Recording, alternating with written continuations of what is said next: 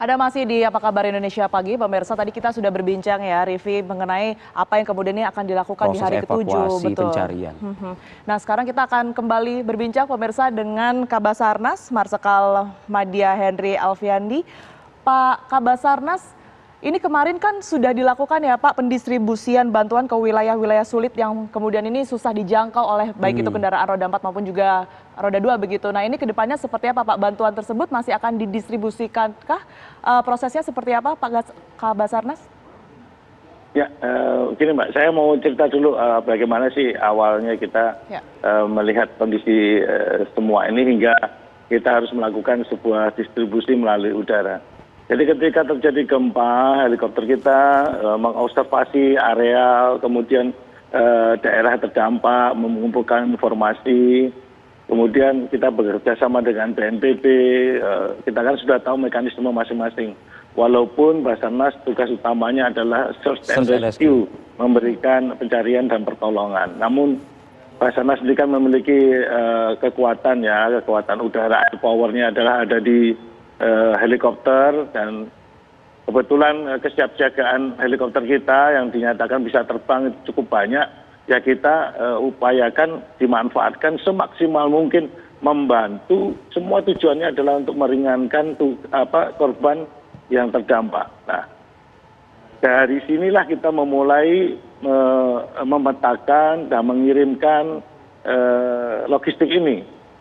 Pertama kita harus tahu dulu di mana titik kumpulnya, kemudian mengorganisasikan di mana lapangan-lapangan yang bisa.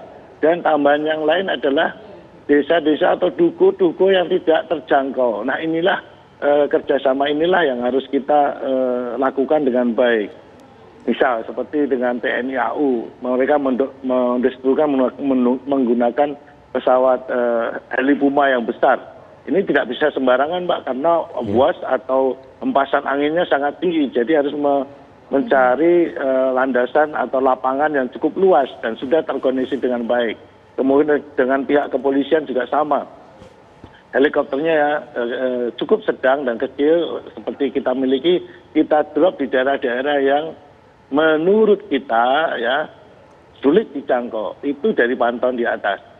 Jadi mudah-mudahan distribusi logistik yang ada di lapangan ini segera bisa nyampe. Paling tidak kita bisa memberikan bantuan sementara sebelum distribusi utama yang dari BNPB itu sampai ke mereka semua. Demikian Mbak. Oke, tapi kalau kita lihat dari medannya sendiri Pak Henry, ini kendala apa sih Pak yang kemudian ini menyebabkan tim begitu ya sulit mendistribusikan bantuan-bantuan itu? Apakah mungkin jalannya tertutupkah atau aksesnya terputus? Seperti apa Pak Henry? Ya, begini Mbak, ya kita melihat ya Mbak, kalau kita orang asing, orang luar melihat di kampung, ya kan, kita tidak tahu kan jalan menuju kampung seberangnya dari mana. Ya kan? Ya ini kan bukan orang daerah situ juga yang tahu jalan tikusnya. Sementara dia diperintahkan oleh komandan atau atasannya mengirimkan logistik ini ke kelurahan ini, gitu. Baru setelah itu kelurahan ditumpuk di sana, kemudian diberikan, itu mungkin agak lebih cepat. Tetapi bagi mereka yang individu memberikan satu pick up seperti itu sangat kita bisa membayangkan. Nah, dengan demikian kita ini yang punya dari udara bisa ngelihat dari atas, langsung saja Mbak kita serahkan atau kita turunkan di situ.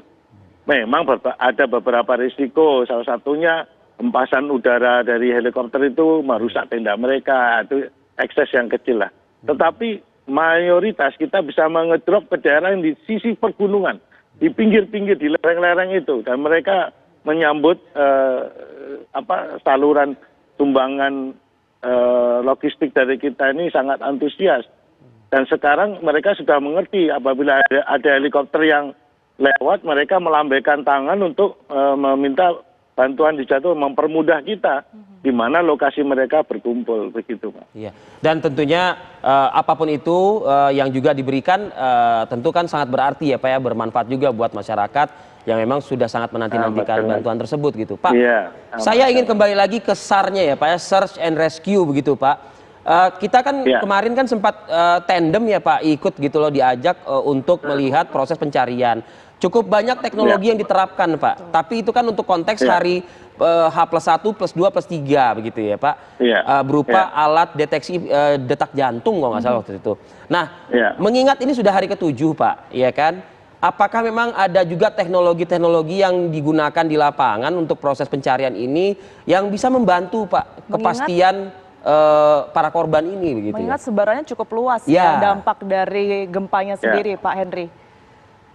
Ya, kalau kita bicara teknologi pencarian yang sudah melewati hari ke-7 ya saat ini, kami juga pernah berdiskusi dengan negara-negara lain, negara maju juga. Kita pernah bertemu di Geneva membicarakan masalah korban gempa bumi.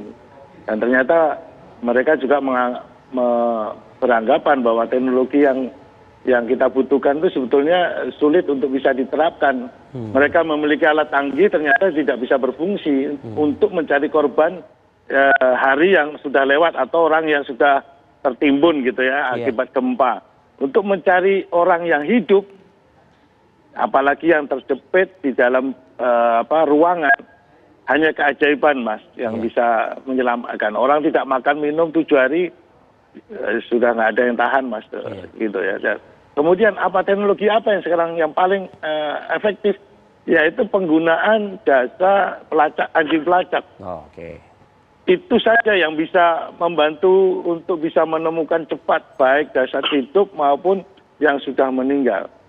Jadi mulai hari ini atau kemarin Pak Mas bisa perhatikan hari ketiga keempat tuh SARDOG mulai turun diturunkan. Dan sekarang makin banyak sekali baik TNI maupun proses Polri ya, Pak? mempercepat penemuan jasad yang khususnya ini di desa Cijedil ini.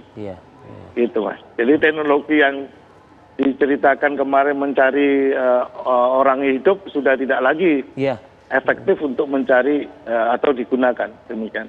Baik, semoga Pak harapan kami tim yang bertugas di lapangan, jajaran bertugas di lapangan diberikan kekuatan juga ya Pak ya, diberikan juga keselamatan amin. agar juga mereka yang menantikan anggota keluarga mereka, nasib anggota keluarga mereka juga bisa terbantukan juga Pak Marsikal Madya Henry Alfiandi, Kepala Basarnas. Terima kasih Bapak atas waktunya. Pak Henry. Terima kasih supportnya semuanya. Selamat bertugas Bapak. Selamat bertugas.